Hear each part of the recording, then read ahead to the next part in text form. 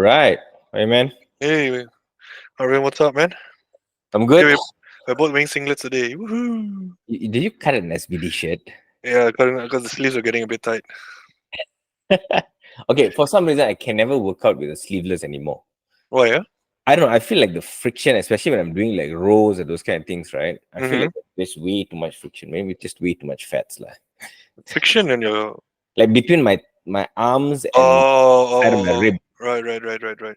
Yeah, so I get really uncomfortable. So I really can't train with singlets. Even I can't squat with singlet. I try squatting with singlet. Somehow it just feels weird and it hurts. I know. I think for me, it's just more of like a psychological motivator. It's like when I'm wearing like sleeveless and get a good pump, and you can see your arms in the mirror. It's like, oh yeah, You keep remind me going. of the kid yesterday I saw in the gym is like after he did like one set of bicep curls, he started like flexing in the mirror and taking a picture. I'm like, At least he did bicep curls. I saw one guy. He was training his legs and he started flexing his biceps.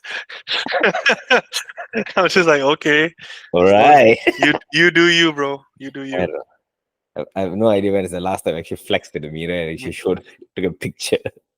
You flex in the mirror, they start showing shapes. Uh, anyway, all right, Yeah, cool. So guys, I hope you guys enjoyed our last episode. I think the last one what we did another, was it a Q&A as well? yeah. It was a Q&A. It was a Q&A roundhouse table discussion between you and me, Yeah. and then yeah, it was that for. All right. So today is probably a continuation from that. We got a few more questions that came in, Mm-hmm. and probably we can answer those questions. And probably maybe after the next episode, after the next episode, then probably we could go back to maybe like doing some proper like elaborate content. Yep. Yep. Read up on something, and there are actually quite a few things that have come up in the past few weeks. Mm-hmm. That I think we should discuss a bit more in depth. And I have some things that I actually want to discuss as well, in regards to training perspectives. Lah. Mm-hmm. Mm-hmm. Okay. Fair enough. Anyway, okay, so let's get on to it. So I've compiled the questions, so I'm just gonna throw those questions at you, and probably you give your views, and I'll give my views. Lah. Yeah. Okay. Okay, I think this is something we have spoken about. I think this is something we had a conversation with, I think with Hisham. Mm-hmm. Yeah. I do get this question from time to time, and I think people are pretty much confused Mm-hmm. when it comes to this particular aspect of training. Now, what I'm talking about is how close to failure do you train for strength versus hypertrophy? You want to take a swing at this first? Yeah, okay. So to my knowledge and from what I understand currently on the literature on strength training, for hypertrophy it's much more um you can train to close to failure much more frequently and much more often. In fact, it would be encouraged depending on who you ask and which kind of literature you're into, because I do understand that there are some people who like to uh, build up to it. They like to go through their mesocycle. They like to start from like as low as probably 4 reps in reserve, and then go to 3, and then 2, and then 1 to 2, 1 to 2, and then 0. Um, it's if you ask me, for hypertrophy purposes, it's much more sustainable long term, I guess, if you put it that way. But for strength training, it's a bit more tricky or difficult to be training uh, be training to close to failure for an extended period of time. Even if you are early on in your mesocycle training block, training to failure isn't the objective of strength training. The objective of strength training is to get stronger. Therefore, you would have to be lifting more and more and more loads. And because you're lifting, or because the intensity of the training is significantly higher than what it would be for hypertrophy, training close to failure would or is not exactly advisable, unless there's like a absolutely specific purpose as to why you would want to be training close to failure. Maybe your coach wants you to establish a new 10 rep max. In that regard, you would be pushing close to failure or to failure if you are still like somewhat trying to find that. So my answer to that question is great for hypertrophy gains, but not so great for strength gains.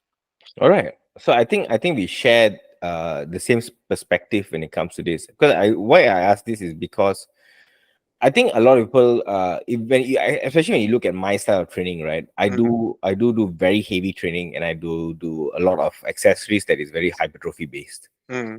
So when you do this hybrid style of training, right, where you do your squats and your deadlifts between like 3 to 5 reps, and bench is 3 to 5 reps, then you do the others which are anywhere between 6 all the way to like 20 to 25 repetitions. There is going to be a mix of stimulus. Mm-hmm. So what I think people assume is that all sets are created equally. Mm-hmm. So, like what you correctly said, when you're talking about strength training per se, the neurological load is at a different level. Mm-hmm. You will understand this if you have trained close enough to failure with a very, very heavy load. I'm talking about like a 3 rep, 4 rep, 5 rep max, right? When you're Mm-hmm. training close enough to failure, you'll see how fast your strength actually drops from set to set if you actually train to failure. Mm-hmm. All right. And that is actually one of the particular reasons why they say do not simply test your 1 rep max, Yeah. because that itself can be detrimental to the rest of your training and your neurological output for that training. So the question will be now, if I am training with this sort of hybrid style of training, right? Then would you still assume that, or it has to be 14 sets of quads and 16 sets or 14 sets of hamstrings, and this much sets of back and this much sets of shoulders and this much set of chest? Mm-hmm. Because the assumption is the if you're talking about the MAV, right, the maximum adaptive volume, was built or discussed around hypertrophy based training. That means your training is not particularly in the 90% or 1 rep max. Mm-hmm. They are assuming anywhere between like maybe 70 to 85% 1 rep max, Yeah. which is not exactly very low, but neither is it very high. Yeah. Yeah, it's somewhere within the moderate to moderate high range. So if you ask me, being someone who has trained almost every style there is, you do have to pay attention about how much fatigue you carry. Just after deadlifts that heavy, right? The amount of fatigue you carry on to the next workout is actually quite incremental comparison to me just doing 8 to 10 reps of, let's say, a hack squat, Mm-hmm. and then going on to my next workout. Actually, the fatigue that comes from a hack squat of an 8 to 10 rep hack squat is not as bad as doing a 3 rep deadlift. Mm-hmm. you know so when you do this hybrid style of training, this is when I think you have to pay a bit more attention to how the strength bit of your training kind of affects your hypertrophy part of training. And I think it's not impossible. I feel like if you train long enough, you can adapt to the stress that comes with it. Mm-hmm. But there's always the devil behind your head that says, oh no, you're too tired, don't do that many sets. Mm-hmm. You're too tired. That was very heavy deadlifts. You don't have to squat heavy after this. Yeah. You don't have to leg press heavy after this. You just chill out. Just do 2 sets. It's written 3 sets. You're like, nah, 2 sets is enough. you know, and trust me, I've come through that crossroads way too many times. Yeah. I I'm agree. like, after especially when I was doing sumo, right? After sumo, I had leg presses. I'm like, oh no, I got to leg press 280 kilos for 10 reps. Strength training is a different it's a different monster altogether when it comes to the psychological, like bringing yourself to like push harder again after having done an already hard set. It's different than hypertrophy. If like you do like a Smith machine incline chest press, right? And Mhm. you go really heavy. They say you're going 3 plates aside, and then after that is like dumbbell chest press or something along those lines. You don't have that same kind of like pushback you would feel if you were to do like a barbell bench press for 5 reps, and then you have to go to the incline dumbbell press or something along those lines. It's different. Yeah, exactly. So yeah, with what you said, I agree. When you're talking about strength training, I would definitely advise not to fly too close to the sun. Mm, If you ask me, I will leave at least 2 reps in the tank. okay. I'll because I feel like when you train even like 1 rep in the tank, right? Sometimes it's a bit too close, and RP9 of a strength training is actually quite intense. Okay. RP8 is already intense, but I think it's intense enough for you to know that, okay, you can persistently train with, like, say, 3 sets of 3 reps, right? You probably can. Maybe the first set will be RP8, the second one maybe 8.5. Then by the time you finish the third set, you're probably at RP9, which is just nice. Okay, so you finish at a higher intensity, but you manage to get in all 3 reps. But the problem will be when you start off at RP9, likely when you hit the third set, you're not going to get a 3 rep, or it's going to be at RP 10.5, Yeah. which is not going to be beneficial in the long run. If you and I'm not talking just from my experience. I'm talking about, I've listened to many interviews by many strength professionals, people who are literally like powerlifters or strongmen who say that you should not be doing that simply Mm-hmm. because there is detrimental effect to that. Mm-hmm. So they will more likely schedule that kind of intense training, maybe like at the 6th week of training. Mm-hmm. When they're about to like take their deload, okay, that's when they go. So like that's exactly what I do as well. When I'm about to take my deload, that's when I probably test maybe my RP 9.5 or RP 9.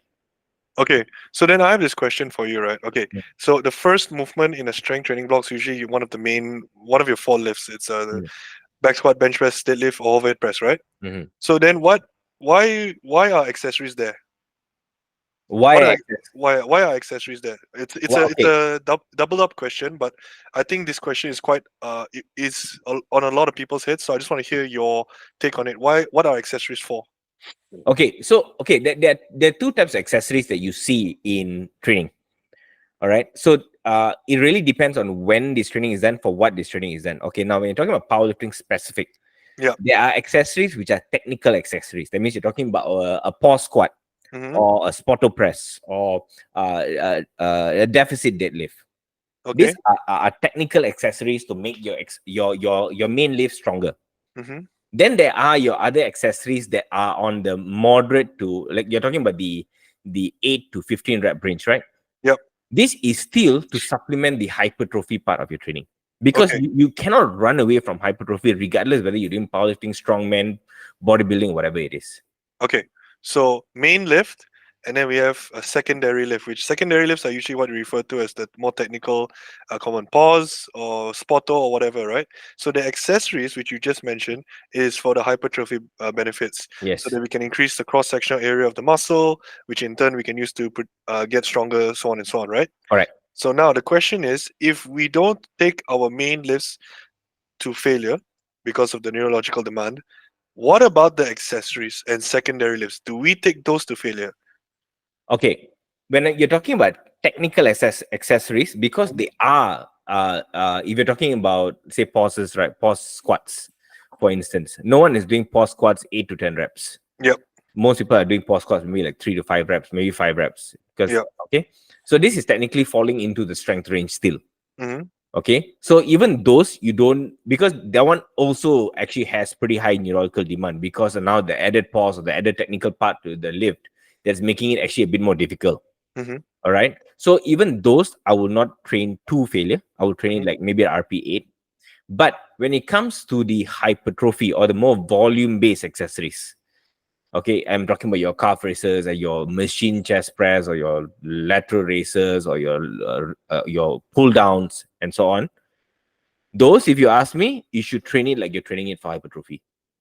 Okay. But here's where the difference comes in when it comes to a powerlifter. The thing Mm-hmm. is, when you're training for powerlifting, especially when you're training for a competition, I mean, of course, you should not be training for a competition 3 months out. That's not a good start, because you leave a lot of the accumulation phase kind of pretty half-assed.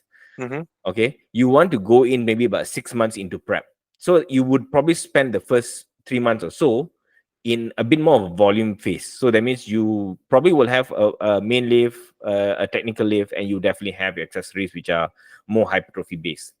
And as you're getting closer towards competition, then you start shedding off this hypertrophy volume. Mm-hmm. And for me, it really depends on how experienced the athlete is. Actually, I don't even shed it off until about maybe about 8 weeks out of competition. That's when I start reducing it a bit. I don't remove it until about peak phase. Mm-hmm. At peak phase, that's when I actually really cut down the volume, because that I want to really focus on bringing out the strength and kind of reducing the fatigue.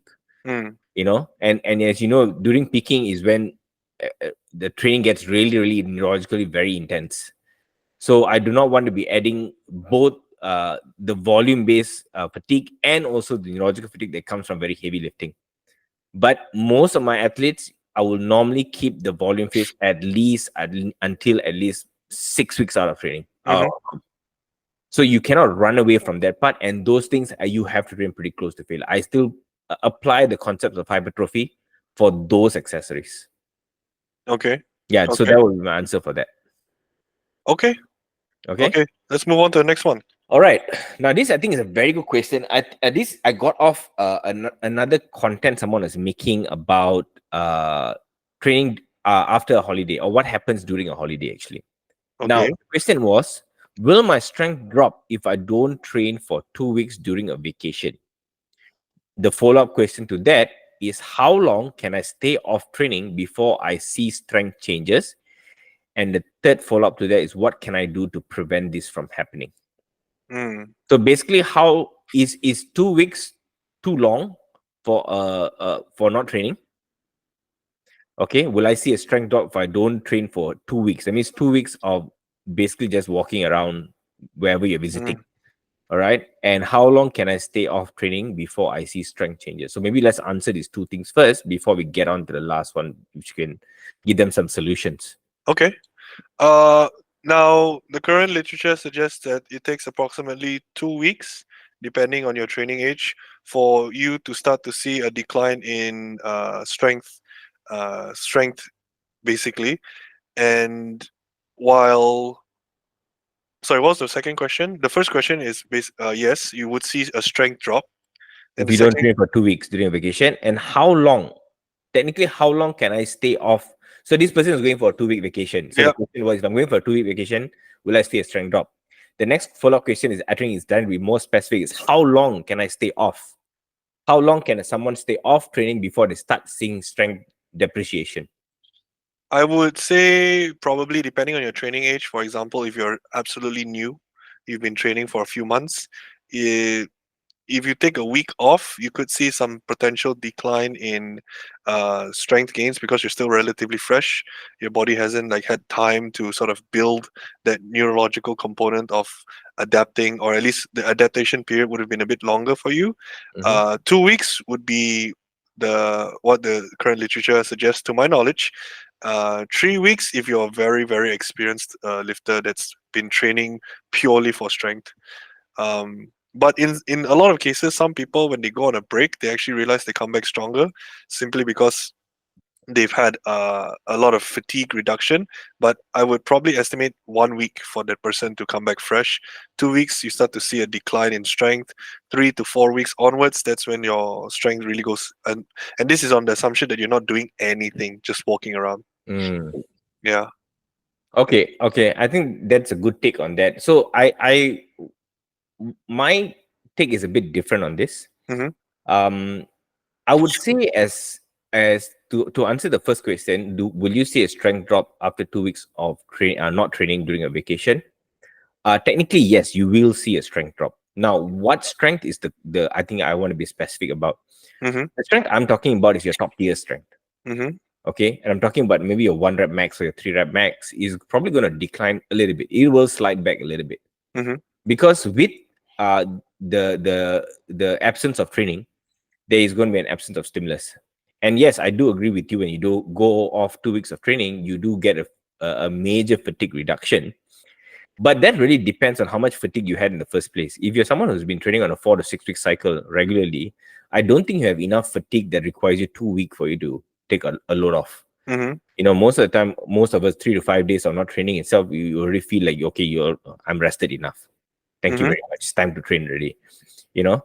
So generally speaking, some people will even tell you, like, especially when talking about bench strength, right? Mm-hmm. For women, especially, as early as 3 to 5 days, they start seeing strength drops. So that's why you see when it comes to powerlifting programming, especially peaking, right? You'll see women, they still bench to almost quite close to the competition, whereas men can lay off maybe about 5 days from competition. You already can start like reducing your amount of the intensity quite drastically.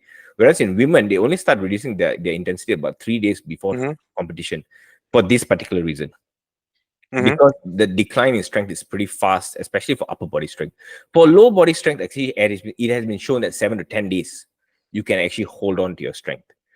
All Mm-hmm. right. So I would say that there will be more leeway for low body strength, but you don't have as much leeway for upper body strength.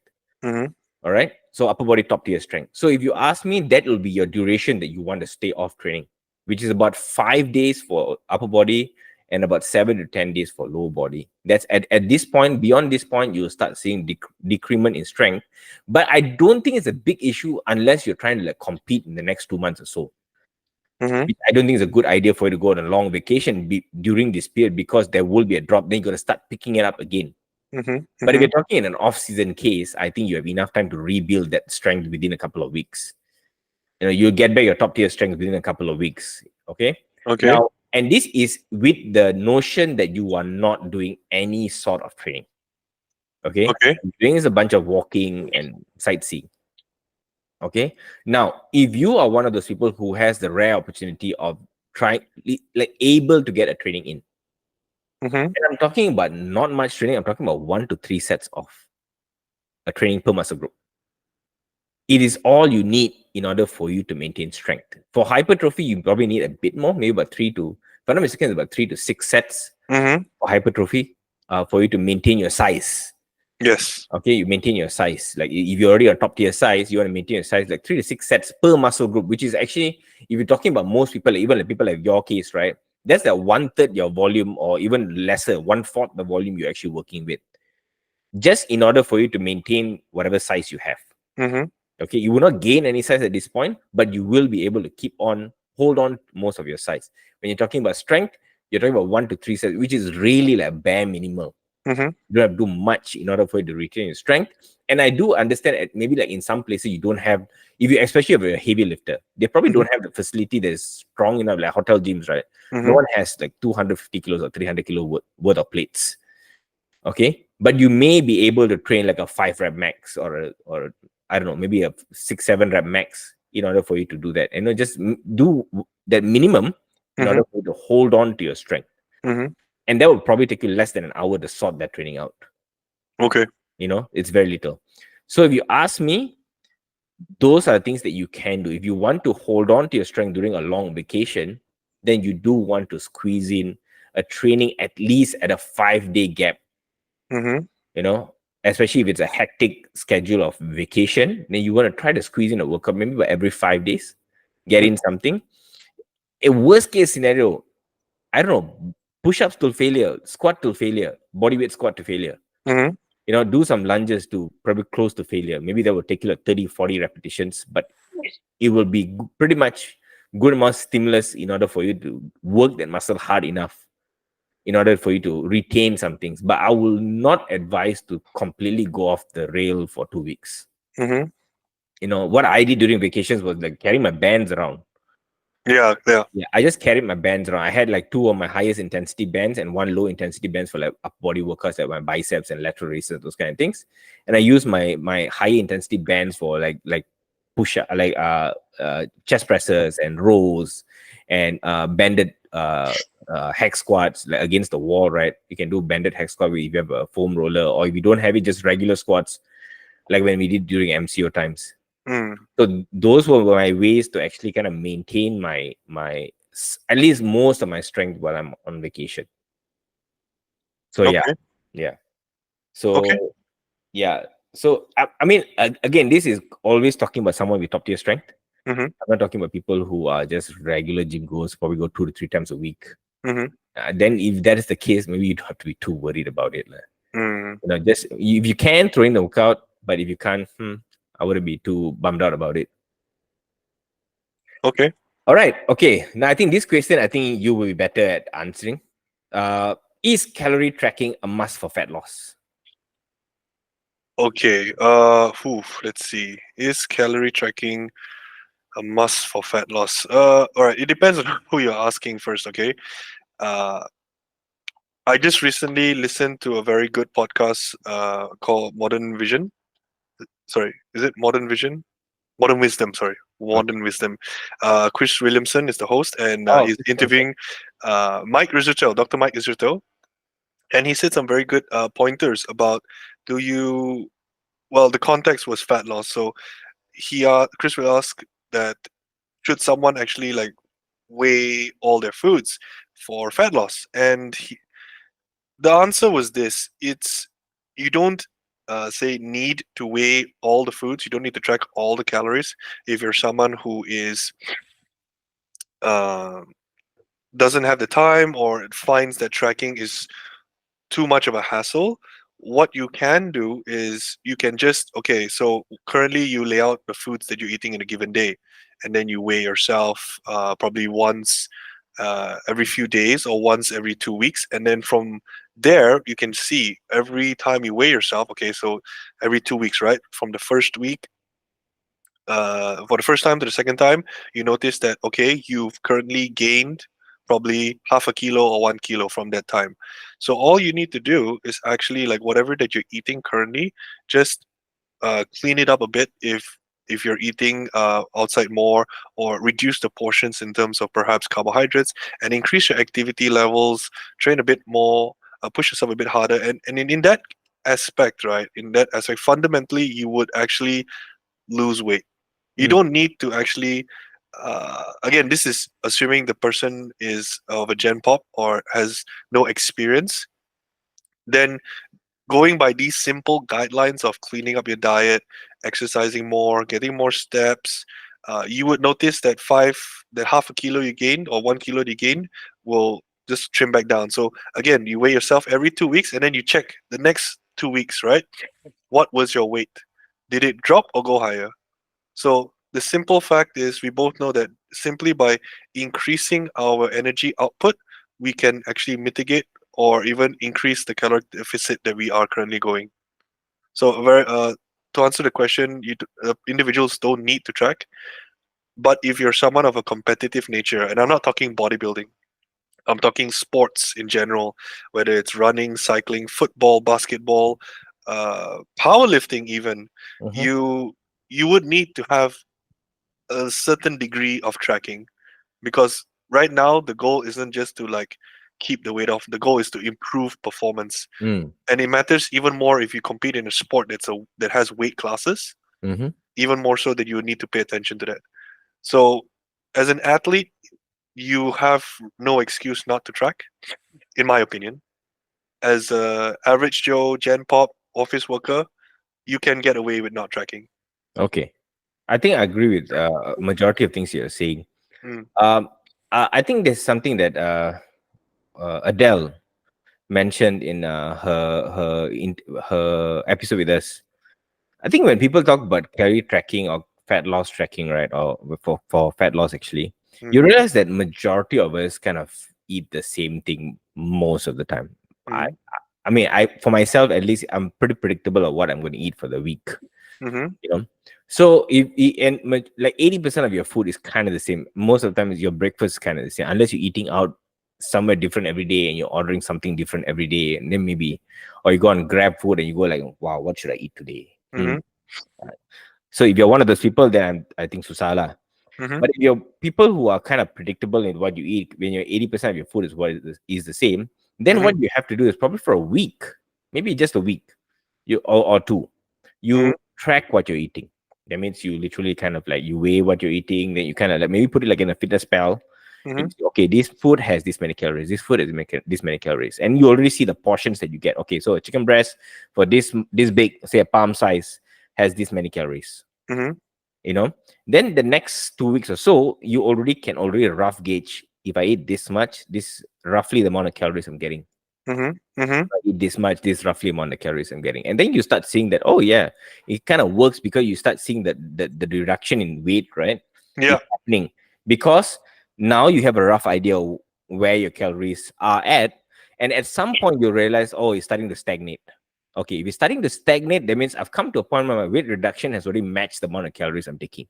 Mm, Means I've already say I come down from 105 to 100 kilos, that I cannot be eating the same calories I was when I was 105 kilos to create a deficit. You might have to adjust it a little bit, then you start seeing your next drop. So these are things that you can do in order for you to ensure that you're getting you're somewhat tracking your food, because it becomes from an objective, it becomes a more subjective, but a subjective comparison that has been backed by something that was done objectively in the past. mm, Okay. mm, And the other thing that I would normally do, like right now, what I'm doing is I've in the past 6 weeks, I've 6 weeks, maybe about 7 weeks, I've dropped about 3.5 kilos mm, of weight. So all I did was my breakfast has always been pretty good, pretty clean. It's always the part that I feel like is could have been a lot better was my lunch and dinner. So what I've done instead was, now that I've started eating daily bakal, mm, and daily bakal has their calories counted for you. mm. Okay, so they say for their fat loss, I think it's about 280 calories, Okay. and then I take an additional about 150 grams of cooked rice. Mm-hmm. Okay, so that comes up to about roughly about 400 450 calories in total. So they do that for you, lah. Yeah, so they do that for you. I cook my own rice, so I cook like rice for 4 days. I kind of Mm-hmm. pack it all into Tupperwares of 150 grams and put it in the fridge to make it a bit more of a resistant starch. Mm-hmm. Okay, then I just eat that. I just eat that. So what happens is breakfast is roughly about 500 kilocalories. Then you have lunch, which is about 450 kilocalories. That's 950. And for someone of my size, I could afford to eat about 2,500. Okay, Okay. so that creates a lot of space for me to have one protein shake in between and one dinner. Hmm. And essentially, almost every day, I'm on a deficit. So like I went to Yogyakarta like a couple of days ago. I went up to 104, 104.5 kilos because of all the eating I did there. Mm-hmm. And I came back home and I just went back to my previous diet. And within 2 days, of course, after like the regulation of water, fluid, glucose, and everything within your muscles and so on, Mm-hmm. within like 2 or 3 days, my weight came back down to 102, Mm-hmm. and today I think I already about 101.7 already. I see. So it just quickly went back down. But again, I was having my steps pretty high there. Yeah. So yeah. So when I came here, it just went back to what I used to do, and my weight kind of came back down. And just have to maintain that for a few more days. Then I will see it come back down to what it was, which is about 101. You know. So yeah. So those are things that you can do for tracking and some strategies that I've used in the past or currently using. Sorry. Mm. All right. Okay. Now, I think this question is important. And I think it's something that I think you can answer to simply because I think you've been doing this for a bit now. Is how do you manage training on days you don't really feel like training? Hmm. Now you've been doing this show up post, right? Yeah. Yep. Yep. Yeah. Yeah. So you have those days where your mental clarity is not as great. Yeah. Your mental scoring is not as good, but you still Yep. show up for training. So, and I think that everybody will come through these crossroads Yeah. Of course. at some point of your training. Okay. And I do tell this to my clients from time to time. You don't expect every training session to come in like, wow, yeah, I'm going to train today. That's not how it is. Life happens. Yeah. Okay. Absolutely. So, probably maybe we can give a minute or so of our views of how we manage this. Right. So even at a for someone like me who's at a competitive level, I would say, for both powerlifting in the past and bodybuilding right now, it's a given. You're never gonna have perfect days of training. Or every time is gonna be perfect. And people think that when they look at you and I, or you, that we are just like robots, and that we just go to training, and no matter how we feel, we just do it.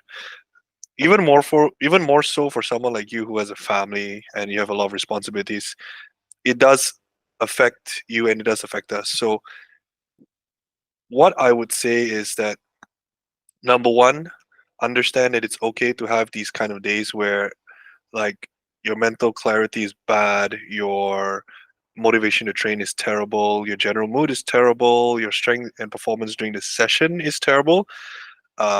That's something you probably can't change, but what you can change is how how your session is structured.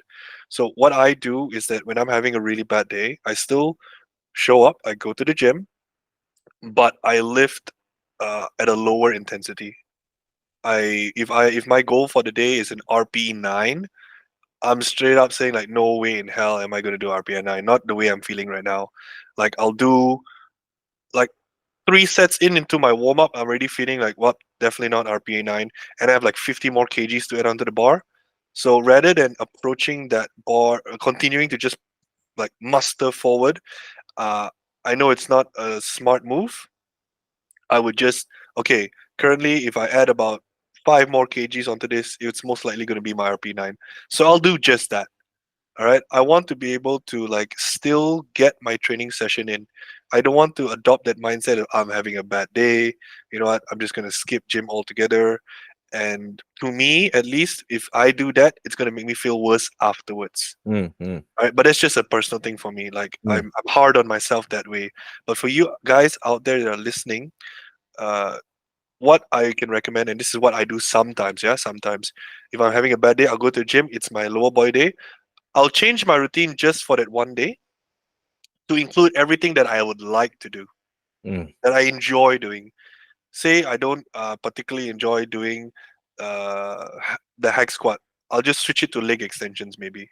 I But I'll see. try my best to switch the exercise around to the next closest exercise in terms of the mechanics, the leverages, and the muscle group involved. And then I would also maybe change the rep ranges, maybe reduce the volume a bit. So at least, right, at least I am whatever changes I make, I know okay, I can push hard relatively on this given exercise and this given training session. So when I'm done, when I leave the gym, I leave the gym telling myself that was a good session. Mm. I'm glad I showed up. I trained as hard as I could given what I have, like what I'm currently going through. So, yes, that's my approach. I'm not sure about you. Maybe you have a different one, but I know based on what you and I know, you would probably do something similar in terms of reduction of the volume. Mm. So yeah, I think that's very true. I mean, in the current state that I'm right now, where I'm handling my construction on one side, and trust me, there's a lot of hiccups that has been happening Yeah. lately, Yep. and it's really messing with me simply because it's delaying when I can start this clinic. Yep. So it's been really hard on my head, and my wife like sees me like she's like, "Why are you spiraling again?" Mm. It's like you start getting pissed about things you can't do anything about anyway. These are uncontrollable things. I mean, it's not in your control. So she's like, you can't keep spiraling this way. And the thing is, it really does trickle into my training. It does trickle, it does mess with my head during training, simply because it is happening around me while you're training. Your contractor is messaging you, and all these things is happening, right? Mm-hmm. And it's something I cannot stop or avoid. I have to deal with it regardless, head on. And these are externals that you cannot run away from. And correctly what you said, like if you have a job outside, you have maybe you're training clients, you have a family, you have kids, you have all these externals outside of you, and you still have to train. Sometimes there are going to be days that are not perfect, you know. So yes, I would actually do what you exactly did, which is I will see how my warm-ups go. Mm-hmm. And if it does feel like a break, then I'm definitely going to bring down the intensity, because I'm not going to play with injuries. So I am going to bring down the intensity of my training so that I can actually train without getting myself hurt. And I will, and hopefully the training pans out to be good. And there are days when I do feel bad coming into the training. I mean, like, I don't feel mentally well when I come to training, but when I start training, I feel like a lot better. Mm-hmm. And there are those off days where suddenly, the training actually it's making me feel better about what's happening, and I could feel myself improving as the sets go. So Mm-hmm. that too can happen. It's not always that if I feel like I'm having a bad day before the training, during the training it drags on. Sometimes during the training it improves. Mm-hmm. You feel better by yourself. Things are going the way you expected it not to go too well, but it started going better than you expected. And Mm-hmm. that kind of makes me happy as well. And I think the last thing I would say is, at the end of the day, it's always discipline over motivation. Correct. This is something that we have to do. We know we have to show up, and we will show up. It's just that what we do, that we will bring our best for the day. I Yeah. think that's the main idea here. All right. Now, the last question. So, how does progression for volume and intensity for a client above 40 differs from someone who is in their 20s? Are you more conservative? I'm not above 40, so Okay. Why I'm telling you, I'm asking this question is because I actually have a few clients above 40. no, I have clients above 40 too. Yeah. So, and some of them are competitive. Yes. Okay.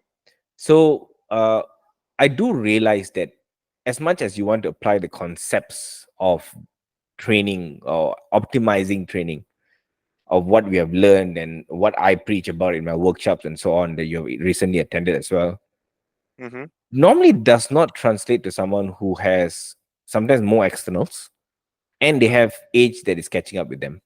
Mm-hmm. So I realize their tolerance for volume and intensity and injury risk Mm-hmm. is a bit different compared to someone who's much younger, because I have clients in all different ages, and I realize that the younger clients you can bash them a little bit.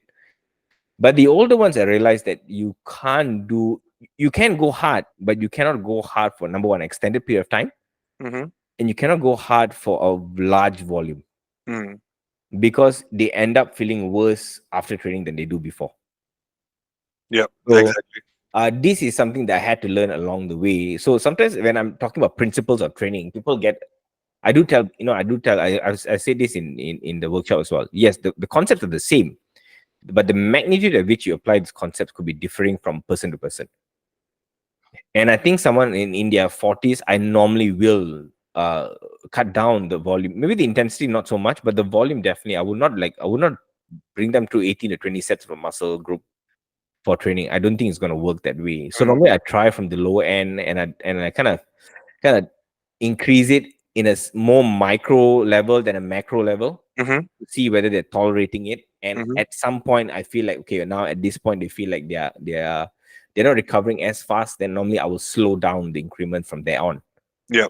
So these are things that I do more proactively more reactively than I do proactively. Mm, So every client of mine, I do, like, if especially when they're above their 40s, I do pay a bit more attention to these things, ask them specific questions in order for me to cater the training in such a way that I do not get them injured. mm. And they still somewhat enjoy the process. What about you? Yeah, I agree. So clients at above 40, I would, number one, I would see assess currently what is their training age. Do they have experience? How long has the experience been? The usual questions you would ask anybody. That's Mm, one. But the thing I would focus more on is whatever existing injuries or diseases they may have, because that will ultimately determine like how I progress these individuals. mm, Uh, on top of that, yes, I agree. Also, I would make uh, if the person is somewhat still new or getting into it, I would make changes on a micro level. I wouldn't start them off with a lot of volume either. okay. Somewhere along the lines of even 1 to 2 sets would be plentiful for individuals like this. Mm-hmm. And if, however, if there are somebody who is like quite a seasoned lifter, they've been lifting weights since their 20s, and I would probably treat them like a normal trainee, in the sense that, okay, currently what is their current level of volume that they are doing, and I would progress them in a normal setting if nothing else is off. So if they say like, because some people in their 40s, especially those that have been training, I have two clients that have been training weight training since their early 20s, and these clients are strong. Mm, Like they are strong. When I tell them, okay, we're gonna try and increase the reps by this much, and they say, no, let's go wait, and then they can like increase the weight like 2 plates, 1 2 plates, progressively each or every other week. So they make gains, probably not as fast as a 20-year-old, but they are resilient in that manner. So mm. I think that just goes to show why how the importance of weight training at an early age is, because these 40-year-old clients of mine are actually stronger than some of my 20s or 30s clients. Yeah, that's a given. I've got some 40 clients who are pretty strong. Yeah, I have Yeah. like a 40-year-old client who's doing dumbbell RDLs at 40 kg for 10 Wow. reps. Yeah, That's good. that's strong. It's scary strong. Yeah, that's good. All right, great. So you can see that at the end of the day, it still goes back to the individual they're talking about. Yeah. We do assess our individuals.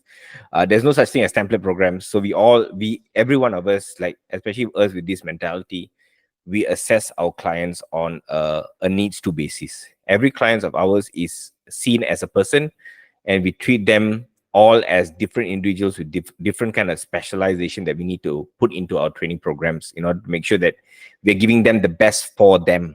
Mm, And this is what you should do as well if you're a trainer who's listening to this podcast.